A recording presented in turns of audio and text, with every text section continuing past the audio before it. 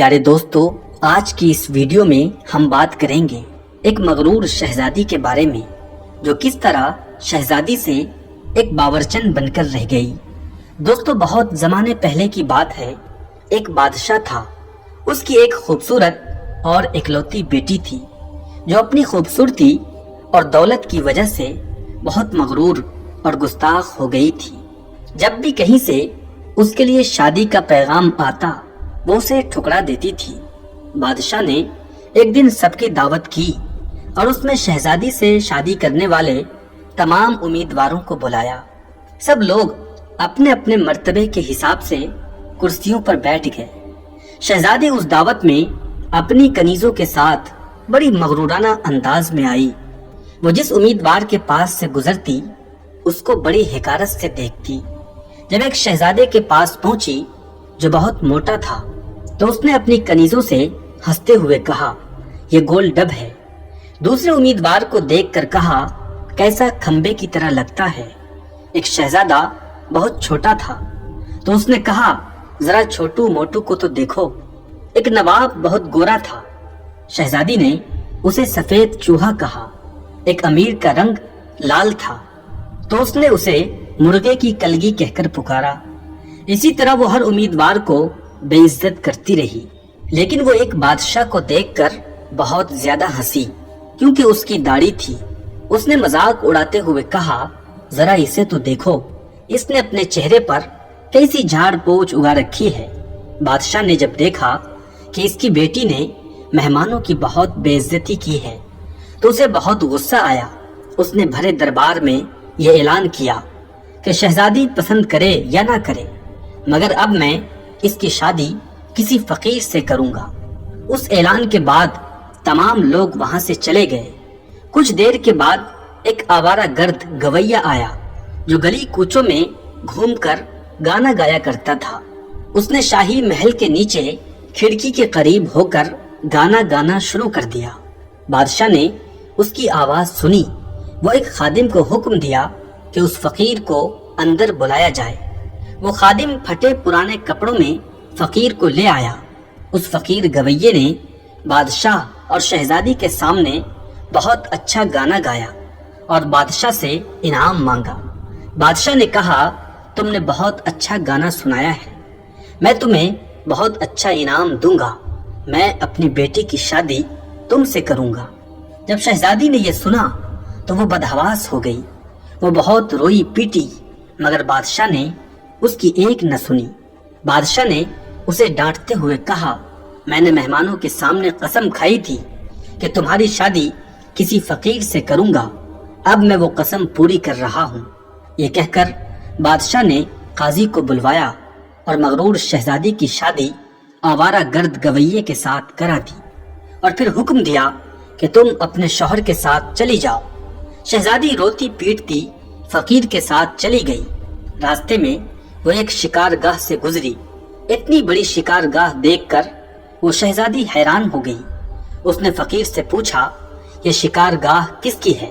उस फकीर ने जवाब दिया, मैंने सुना है तुमने दाढ़ी वाले बादशाह का मजाक उड़ाया था। ये शिकारगाह उसी की है। अगर तुम उससे शादी कर लेती तो ये तुम्हारी मिल्कियत होती। शहजादी ने एक ठंडी आह भर के कहा, मैंने ये क्या कर दिया। उसके बाद वो खूबसूरत बागों में पहुंचे।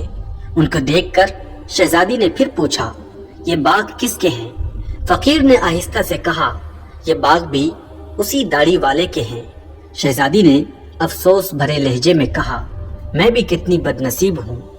फिर वो लोग एक अजीमुशान शहर में दाखिल हुए। इतना बड़ा शहर और खूबसूरत शहर देखकर शहजादी हैरान रह गई। शहजादी ने पूछा, इस शहर का मालिक कौन है? फकीर ने उसे बताया, यह शहर भी उसी दाढ़ी वाले बादशाह का है। अगर तुम उससे शादी कर लेती तो ये सब कुछ तुम्हारा होता। शहजादी ने पछताते हुए कहा, मैंने बहुत बड़ी गलती कर दी। काश मैं उससे शादी कर लेती।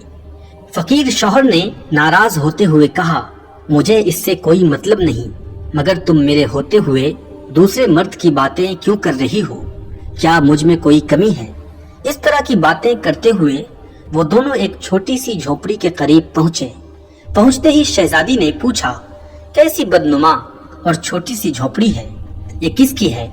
फकीर ने कहा, ये मेरा घर है और यही वो जगह है जहां हमें जिंदगी गुजारनी है। शहजादी ने कहा, तुम्हारे नौकर कहाँ हैं? फकीर ने कहा, हमें नौकरों से क्या काम, तुम हर काम कर सकती हो। अब आग जलाओ और मेरे लिए खाना बनाओ, मैं बहुत थक गया हूँ। क्योंकि शहजादी को खाना पकाना नहीं आता था, इसलिए फकीर ने उसकी मदद की और कुछ देर के बाद उन्होंने उल्टा सीधा खाना बनाकर खा लिया और बाद में सो गए। दूसरी सुबह फकीर ने शहजादी को जगाया और घर साफ करने और दूसरे काम करने को कहा। शहजादी तमाम दिन काम करती रही और जली कटी बातें भी सुनती रही, मगर सब्र के सिवा कोई चारा न था। इसी तरह उन्होंने कई दिन गुजार दिए। फिर एक वक्त ऐसा आया कि उनके पास खाने के लिए कुछ न रहा। एक दिन फकीर ने कहा, मैंने जो कुछ कमाया था खत्म हो गया, अब तुम्हारे कमाने की बारी आ गई है। मैं तुम्हें बैत लाकर देता हूँ, तुम मुझसे टोकरियां बुनना। ये कहकर वो जंगल की तरफ चला गया और बैत काट कर ले आया। शहजादी ने टोकरियां बुनना शुरू कर दिया। उसने पहले कभी ऐसा मेहनत का काम नहीं किया था, इसलिए उसकी उंगलियां जख्मी हो गई और उससे खून बहने लगा। ये देखकर उसके शौहर ने कहा, मेरा ख्याल है तुम ये काम नहीं कर सकती, मैं तुम्हें कुछ सूत लाकर देता हूँ, तुम उससे कपड़ा बना लेना। मगर वो ये भी न कर सकी। फकीर ने कहा, तुम मेरे लिए बिल्कुल बेकार हो, कोई काम नहीं कर सकती, तुमसे शादी करके मुझे बड़ा नुकसान हुआ है।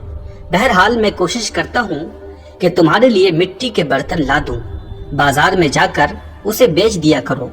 मगरूर शहजादी ने कहा कि जब मैं बाजार में खड़ी होंगी तो मेरे मुल्क के लोग मुझे इस हाल में देखकर खूब हंसेंगे। फकीर ने कहा, ये मेरा मसला नहीं है, अगर तुम भूख से मरना नहीं चाहती तो तुम्हें ये काम करना ही पड़ेगा।